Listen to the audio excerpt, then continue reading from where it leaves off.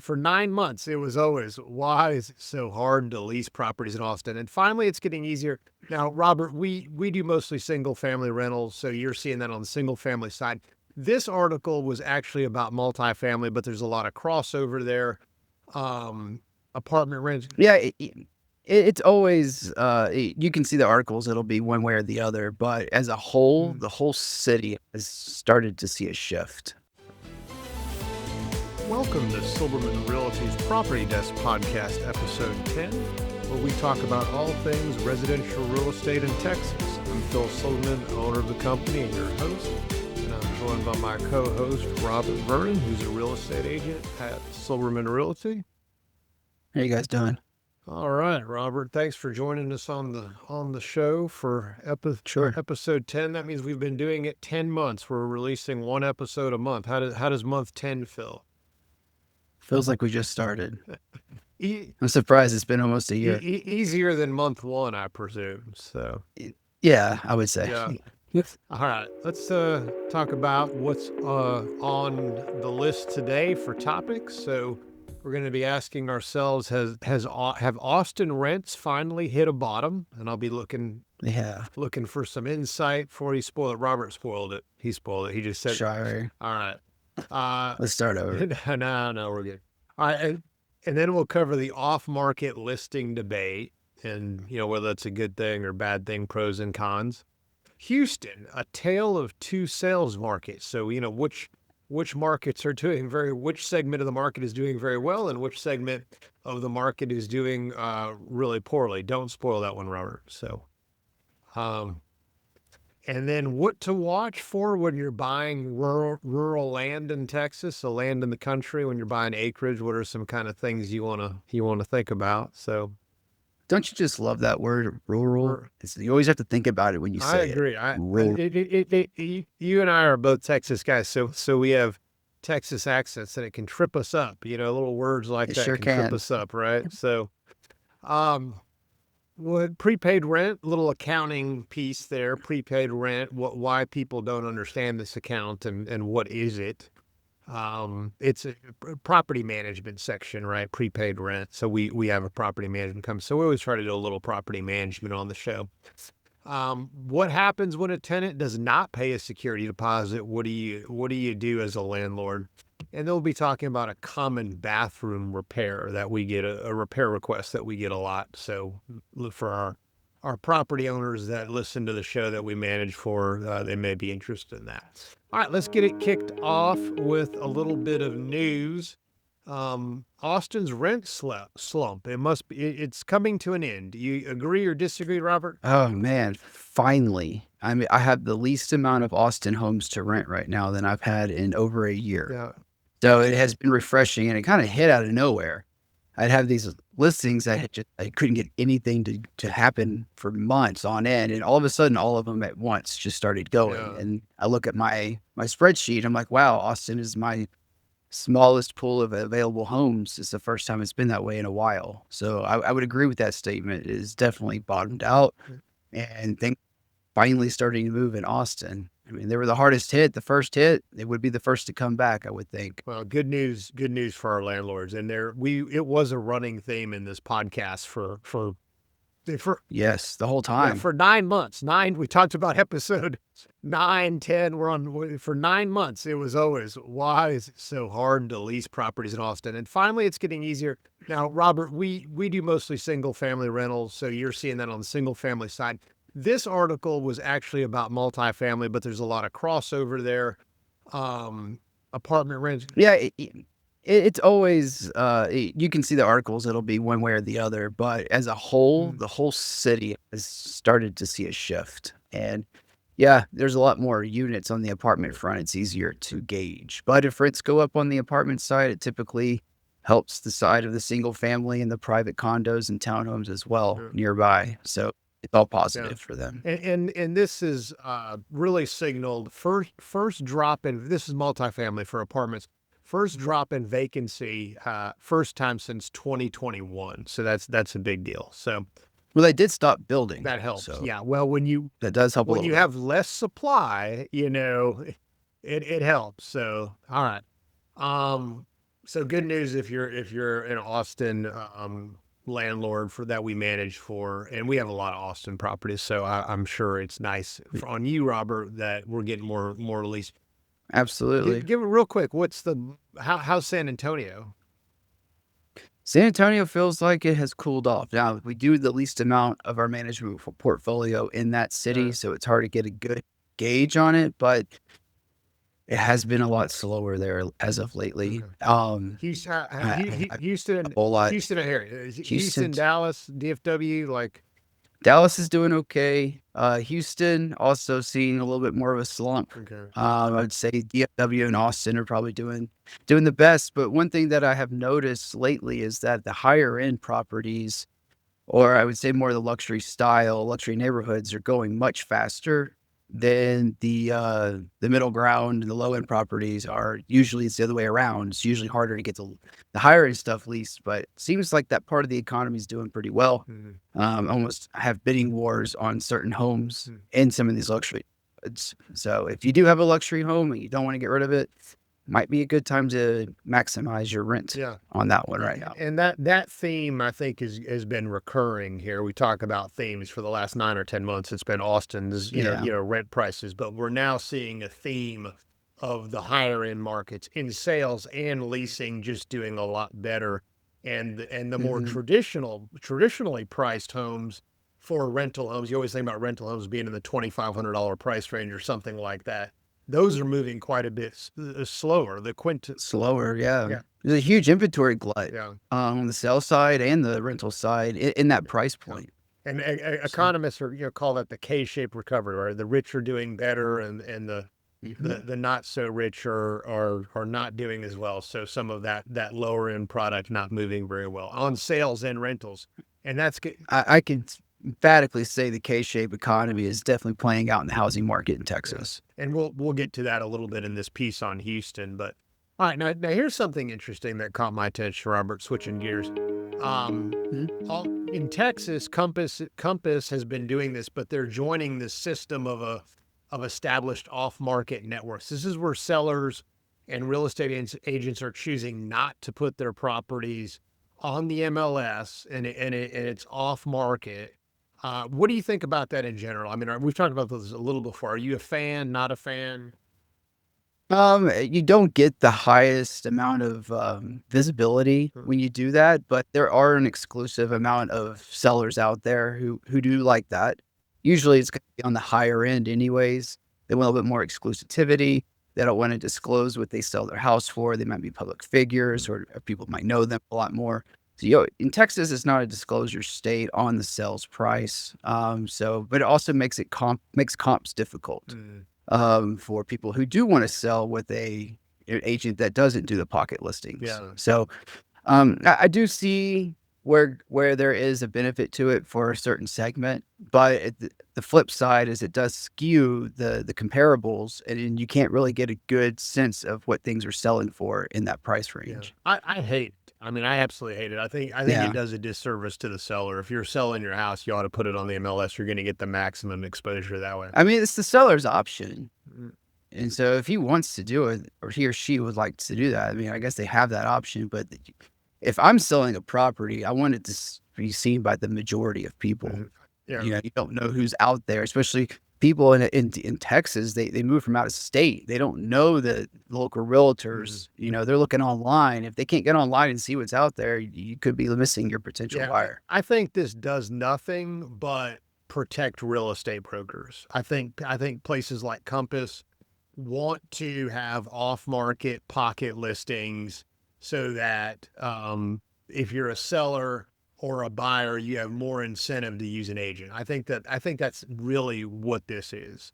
And now they'll say, oh well, it benefits the seller because luxury sellers like privacy, and then also the buyer, the public disclosed sale price, because it's not required to disclose a sale price, that will get to the appraisal district and the taxes will be higher. And do you like that argument or not? Do you like that? I mean, that's exactly what it is. But I can see why, some people would think they would want that. but I don't think it does a service to the mass industry. I think it does a disservice. It probably should not be allowed. Yeah, I don't buy the argument that the appraisal district is not going to appraise your house as aggressively as possible just because they don't have a sales data point in an MLS. I think that's crazy. So, I think it's more or less they just don't want to disclose the price. yeah, well, Just okay. I mean, as the yeah, seller, the sellers the don't want sellers to. don't want it. I But mean, well, I just learned about this. They have these networks. This is big in Austin. It's called, or maybe it's called Clubhouse. Maybe it's all over Texas or all the United Mhm. States. Clubhouse, Austin Luxury Network. Have you heard of these?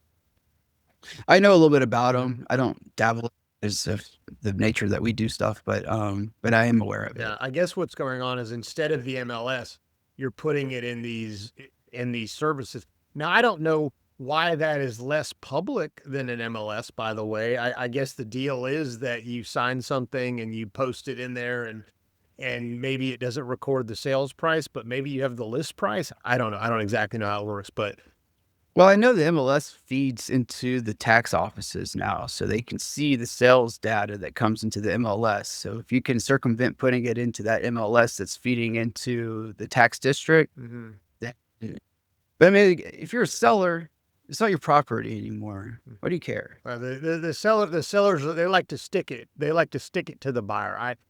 I did not know. I'm gonna have to check on that. We're gonna have to fact check that. I did not know the MLS was actually feeding to the appraisal district. That seems like an unholy alliance of the realtor nonprofits or the realtor associations and the taxing authority.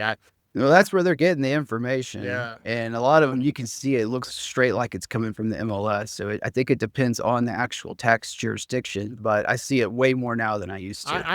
I agree. They always seem to know almost exactly what it's sold for, but I hope that's not the case. I hope it's not feeding directly. And shame on the realtors if that's the case. And really, the government needs to do their own work. Let's not make it any easier on the government. That's what I say. So, Yeah. um, yeah, I don't love this whole off market private listing thing. I think it does a disservice to the sellers.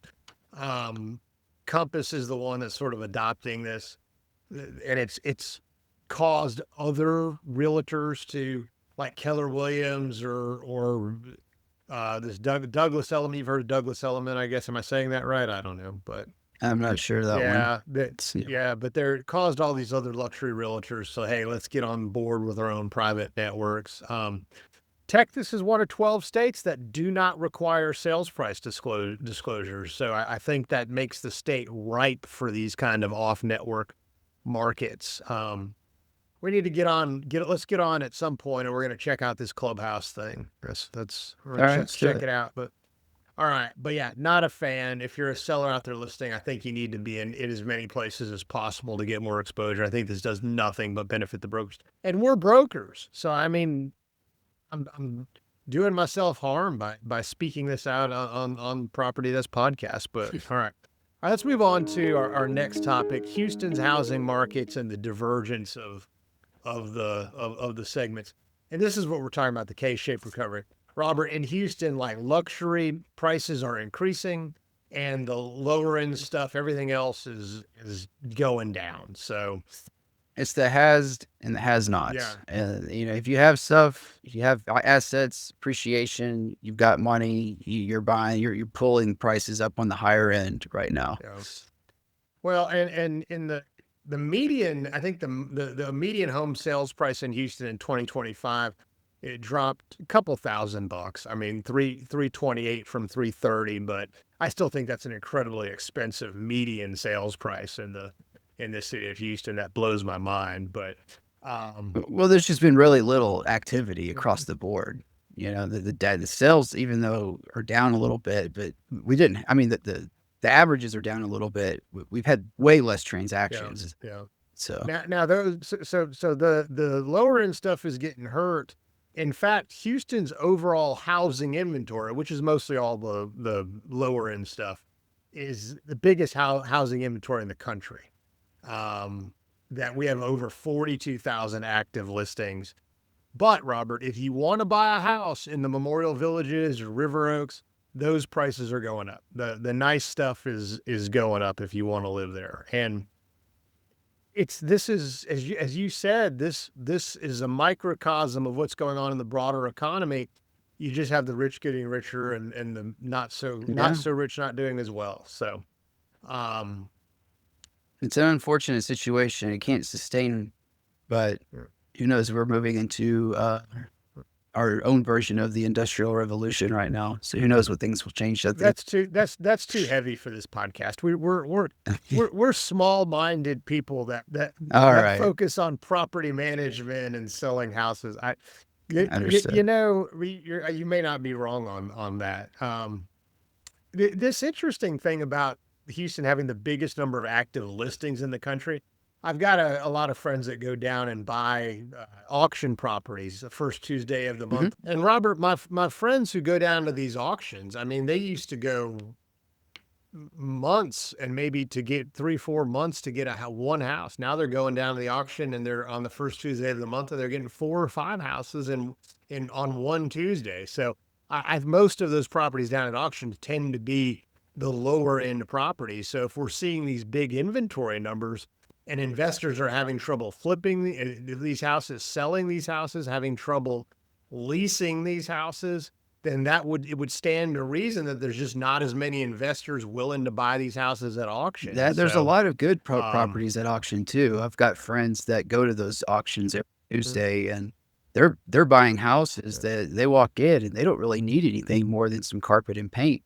That used to not be the case, and so there are a lot more nice. They call them COVID foreclosures. People who bought during the COVID boom and now being foreclosed on. Those are actually pretty decent homes for the investors to pick up. But you're right, there's a lot less of them there. So the competition has been a lot easier for them to buy these homes. Yeah.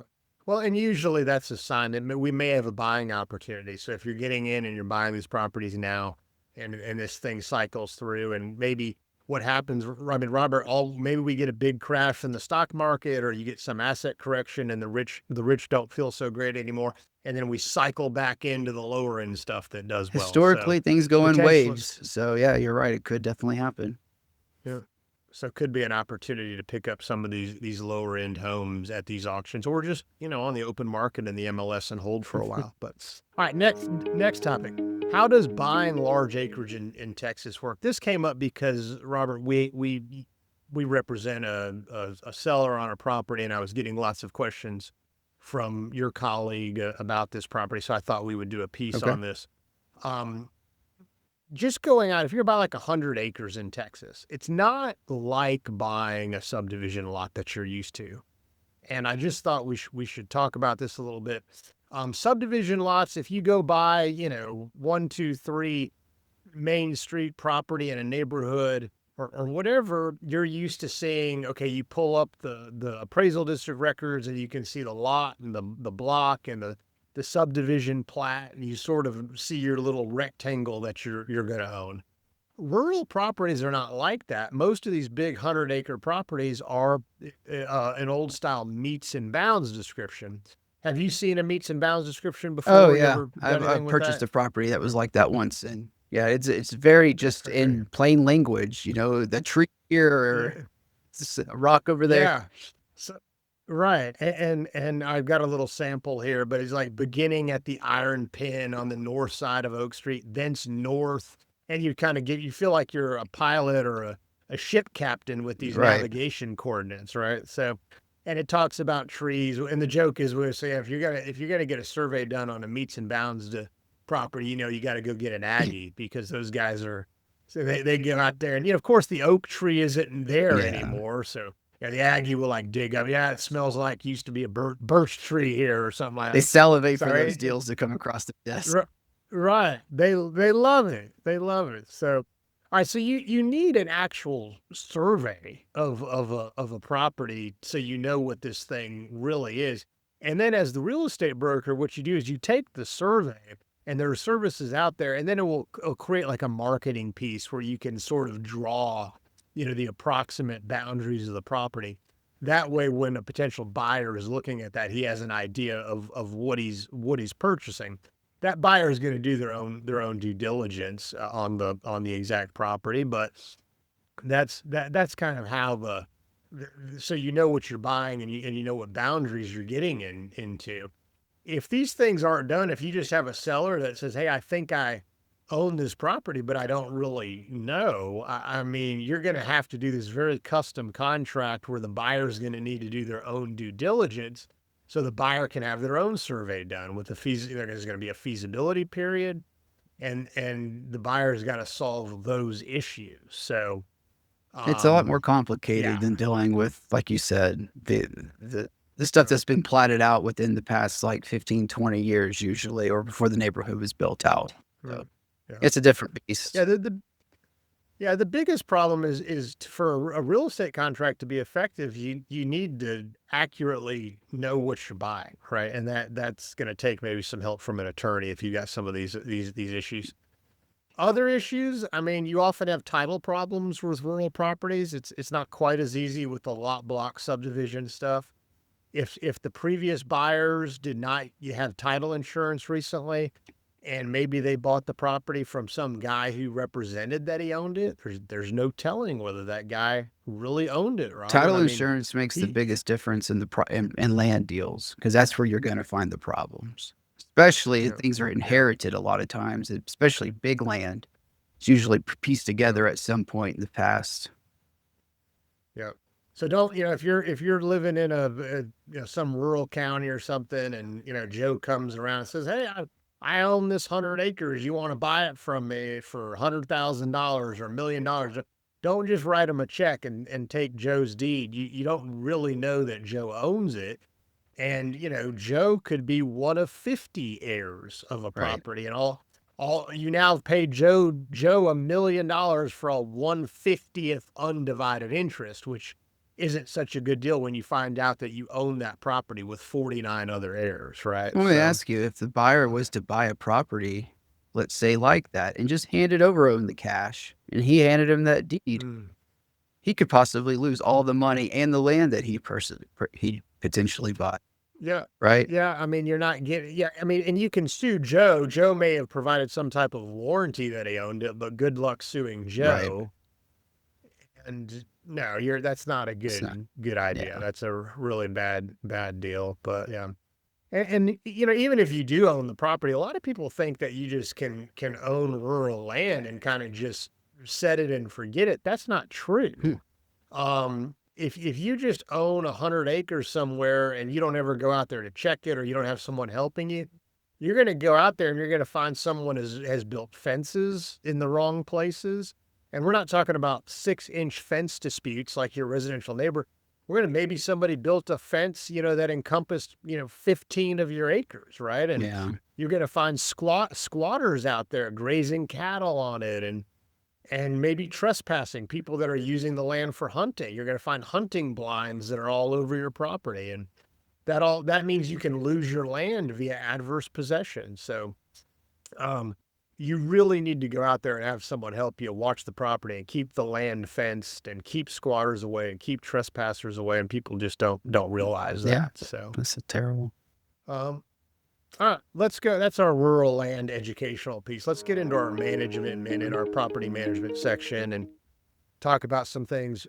First question here is, what is prepaid rent? Have you heard? You ever have this come Oh, up? Have yeah. you heard of this, or We you do don't this a really? lot where, Yeah. a tenant will, hey, I'll give you 6 months in advance, if you over these Mm, other things or, here, this or that.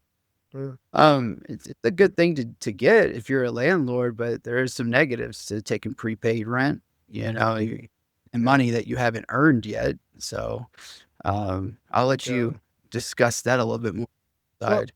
well, it really creates an accounting problem. I mean, on your end, you're like, okay, the tenant wants to pay 12 months in rent, in advance. I think that can be a very good thing. Um, y- y- I don't think that's ever going to be considered refundable. I mean, the tenant is in a lease for 12 months. So if the landlord wants to prepay the 12 months rent, that's probably a great deal for the landlord. We do get some accounting issues if the tenant does prepay the rent. The software we use, Appfolio, which is a very popular software, it does not want to automatically disperse that rent as an owner distribution And there are sound accounting principles for that.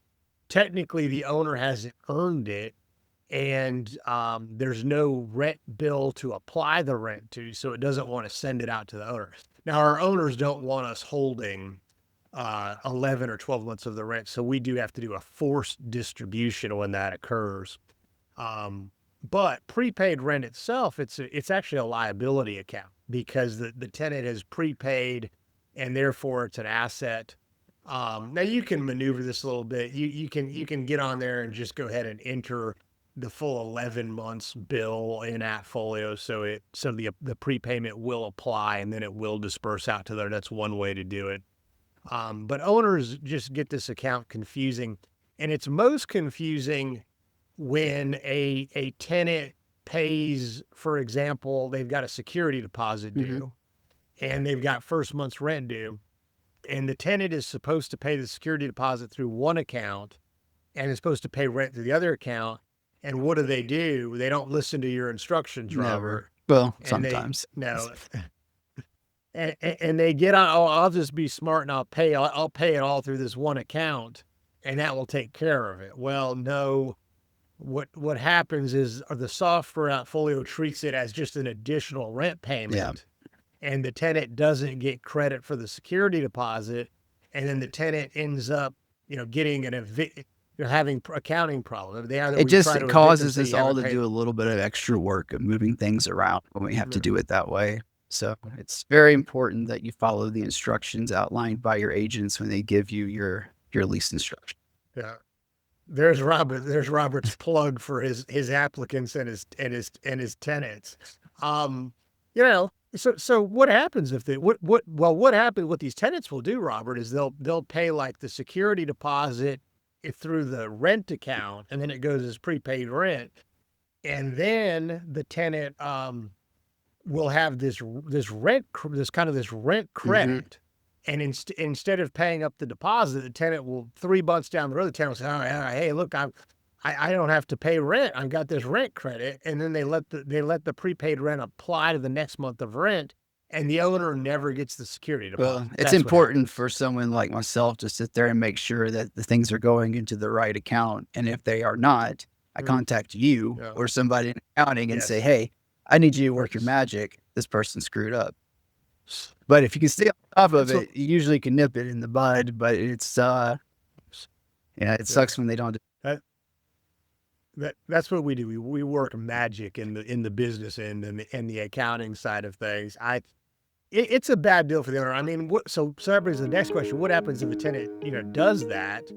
And the answer is, we can evict them, right? We can file the notice to vacate and the eviction, and the provision, we use a TAR lease. There's a provision in there that says if the tenant fails to pay any amount timely, then that's a breach of the lease, and we can exercise any right. It really is the beauty of the Texas Real Estate Commission lease agreements. I mean, they really do a solid job in making sure that if you do not follow this by the T, well, you can be it if the landlord chooses not to continue. Yeah, very, very important to use that we use that lease. Now it's technically not the TREC lease. It's technically the Association of Realtors lease, but yeah, that lease is the most prevalent used lease in Texas. Yes. So, All right, here's the final topic on the show.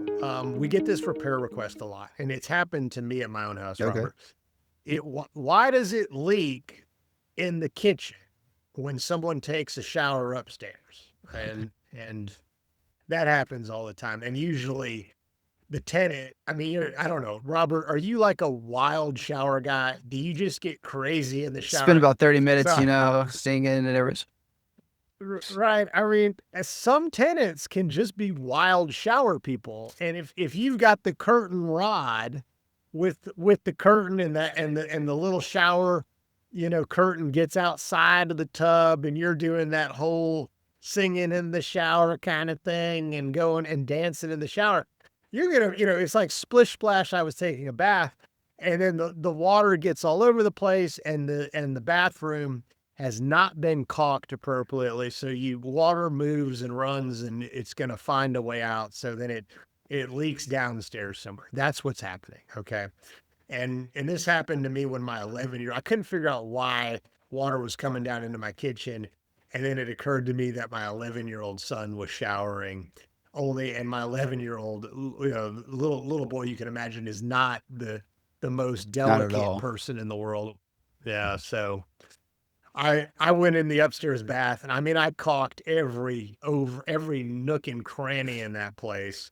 And finally, it's like, he can do whatever he wants in that thing, and I'm not going to have a leak into the Nice. kitchen. But so for our repair team out there, they get this question a lot. If you're a landlord, know that we're going to recommend you go and get the thing caulked. Yep. So, Robert, that brings our show to a close. We covered a lot of different topics today. Sure did. You are much appreciated as my co-host. I've been your host, Phil Silberman, and I'm asking everybody, like us, follow us, review us, wherever you get your podcast. And as a reminder, nothing in this show is to be considered legal advice or investment advice. This has all been for entertainment purposes only. If you have a question about real estate or something you'd like us to cover, email us at info@silbermanrealty.com. That's info@silbermanrealty.com. And tell us you want it publicly answered in the podcast. Everybody have a great rest Have of a your good week. one.